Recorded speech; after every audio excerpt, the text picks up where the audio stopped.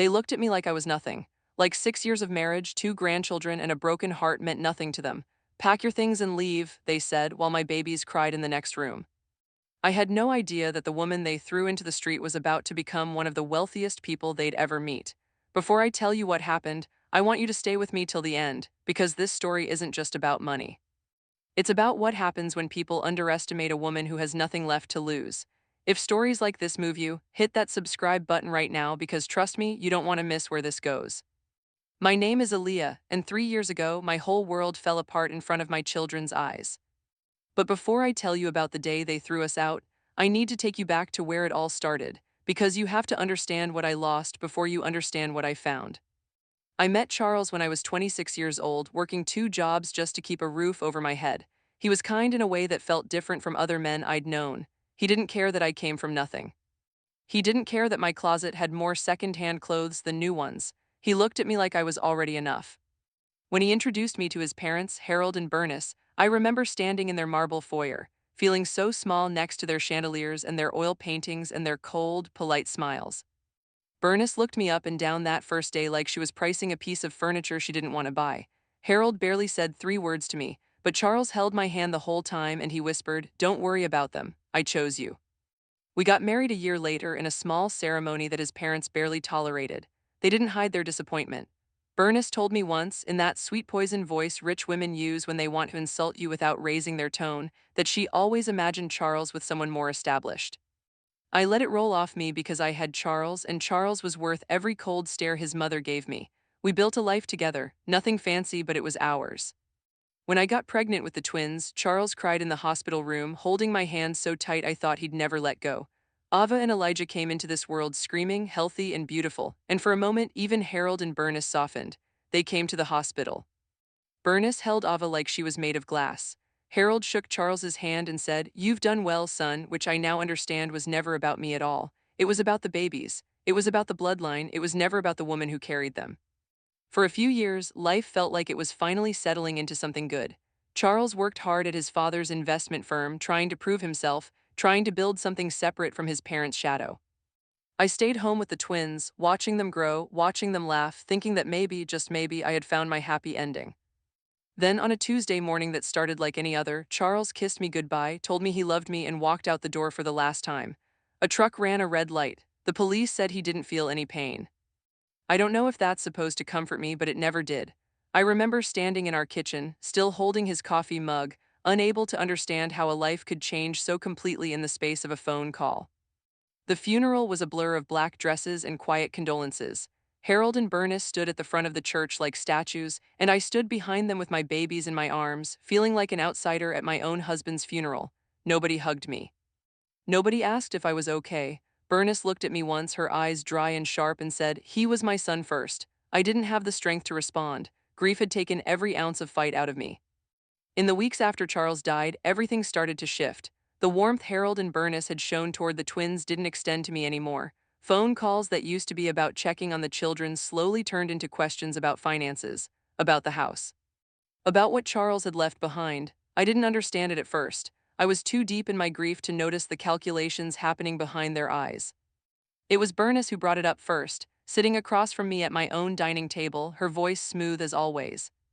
She said the house Charles and I lived in had actually been purchased under the family trust, something Charles had never mentioned to me, and that with him gone, they needed to reassess the arrangement. I remember my stomach dropping, but I told myself they wouldn't really take it from me, not with my babies still sleeping in their nursery down the hall, not after everything. I was wrong. 3 months after we buried Charles, Harold and Bernice showed up at my door with a lawyer and a folder full of papers. They stood in my living room, the same living room where Charles used to chase the twins around laughing, and told me the house was being reclaimed by the family trust. They said I had 30 days to vacate. I begged them. I told them I had nowhere to go, that my babies needed stability, that Charles would never have wanted this. Bernice looked at me with something that wasn't quite pity and wasn't quite cruelty, just cold, practical indifference, and said, "This isn't personal, Aliyah, it's business. You were never really part of this family. You were just Charles's wife. Just Charles's wife. As if 6 years of marriage, as if carrying his children, as if loving him through every hard season meant nothing once he was gone." I had 30 days, but it felt like 30 seconds. I called everyone I knew, trying to find somewhere for us to go. Most doors stayed closed. But then I called Renee, my best friend since college, the one person who never once looked at me differently no matter how much or how little I had. She didn't hesitate. She told me to pack what I could and bring the twins to her one-bedroom apartment, and we'd figure the rest out together. The day we moved out is a day I will never forget. Harold stood in the doorway with his arms crossed while movers he'd hired carried out furniture that used to hold our family's memories. Bernice sat in her car outside, not even bothering to come in, like watching us lose everything was beneath her. Ava kept asking me why we were leaving her room, why her toys were being put in boxes, and I didn't have an answer that wouldn't break her 6-year-old heart. Elijah just held onto my leg the whole time, sensing something was wrong even if he couldn't understand what. I carried 2 suitcases and my babies into Renee's tiny apartment that night, and I sat on her couch after the twins finally fell asleep, and I cried in a way I hadn't allowed myself to cry since the funeral. Not just for the house, not just for the money, but for the reminder that in the eyes of the people who were supposed to love me, I had never mattered. I was disposable, a placeholder until they didn't need me anymore. The months that followed were the hardest of my life. I took every job I could find. I cleaned houses in the morning, waited tables in the afternoon, and did overnight shifts at a call center just to keep enough money coming in for diapers, food, and the small dream of one day getting our own place again. Renee never once made me feel like a burden, even when 3 extra bodies in her small apartment must have stretched her patience and her space thin. She'd come home from her own long shifts and help me get the twins to bed, and some nights we'd just sit in the kitchen in silence, too exhausted to even talk but grateful to not be alone. I watched my babies grow up faster than they should have. Ava started noticing we didn't have things other kids had.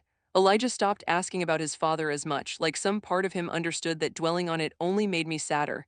I hid my tears from them as much as I could. I smiled through exhaustion. I told myself that this was temporary, that we would find our footing again, even on days when I genuinely didn't believe it myself. It was almost a year after Charles died when everything changed. I remember it was a rainy Thursday, and I had just gotten home from a double shift, my feet aching, my body running on fumes. Renee handed me an envelope that had arrived for me that day, from a law office I didn't recognize, addressed formally to Aliyah, care of Renee's address, since I hadn't had a permanent one in months. My first thought was that it was another attempt by Harold and Bernice to take something else from me. My hands were shaking as I opened it. Inside was a letter requesting my presence at a law office downtown regarding, and I quote, a matter of significant inheritance. I read that line 4 or 5 times, convinced it had to be a mistake or maybe some kind of scam. I hadn't inherited anything from Charles's side, that much was made painfully clear. And my own family, what little I had left of it, had never had 2 dimes to rub together.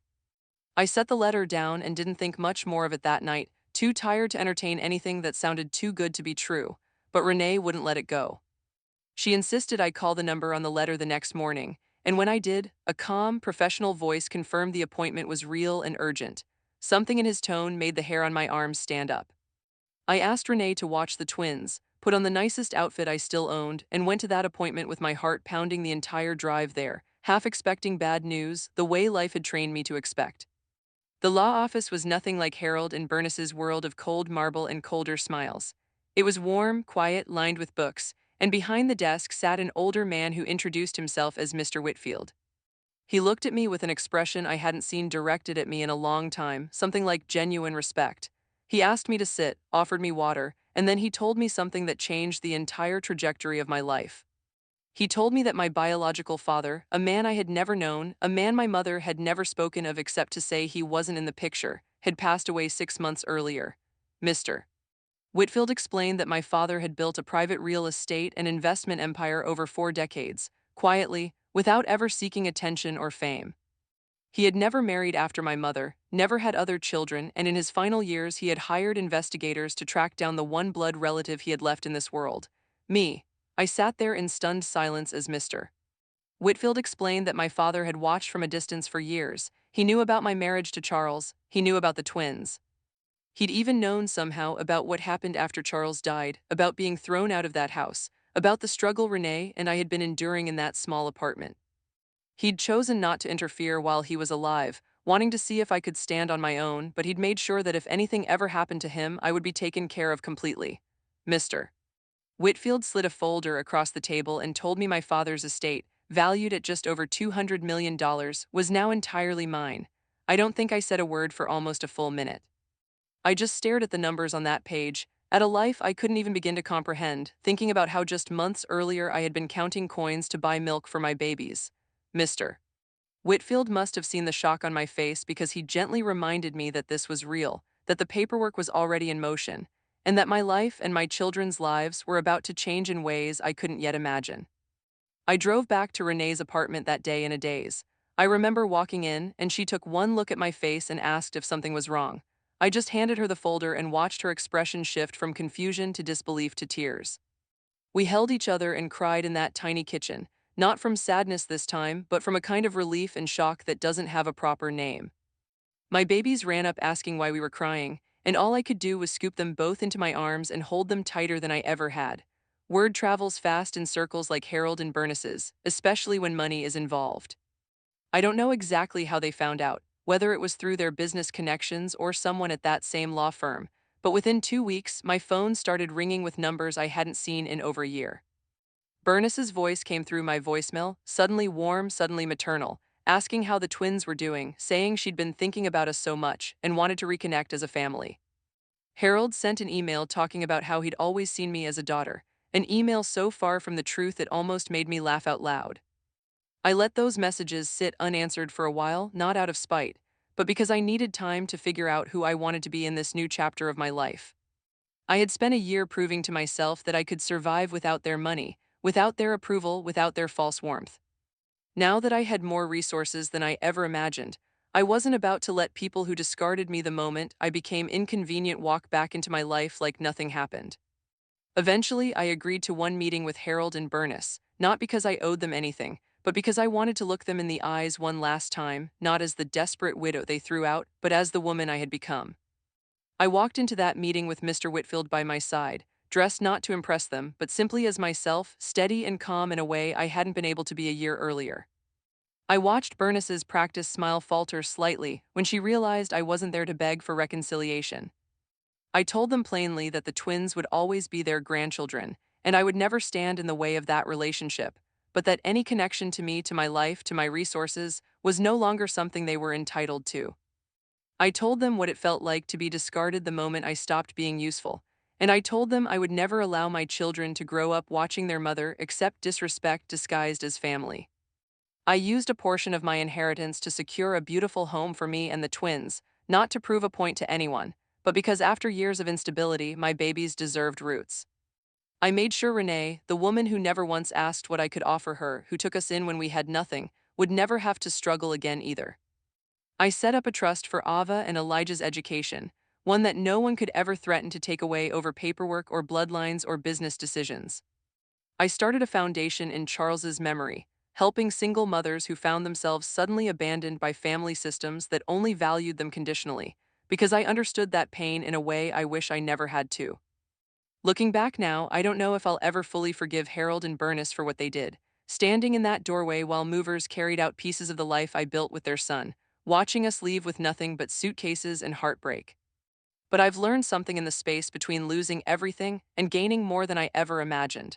I learned that the people who throw you away when you have nothing rarely deserve a seat at your table when you have everything. I learned that real family isn't about blood or last names or marble floors. It's about who shows up when you're sitting in a tiny apartment with nothing left to give. My children are growing up now surrounded by love, by stability, and by the kind of security I once thought was impossible for us. But more than the money, more than the house, more than anything my father left me, what I value most is what that year of struggle taught me. It taught me my worth was never tied to what Harold and Burness thought of me. It taught me that Renee's small apartment held more genuine love than that marble mansion ever did. And it taught my twins, even at their young age, that no matter how hard life gets, you don't have to let anyone's cruelty define who you become. If this story touched you, if you found yourself holding your breath somewhere between the pain and the redemption, I want you to do something for me. Share this with someone who needs to hear that their current struggle isn't their final chapter. Drop a comment and tell me what part of this story hit you the hardest. And if you haven't already, subscribe because there are so many more stories like this one waiting to be told. Stories about women who were underestimated, overlooked, and thrown away, who found their way back to themselves anyway. Thank you for staying with me until the end. I'll see you in the next story.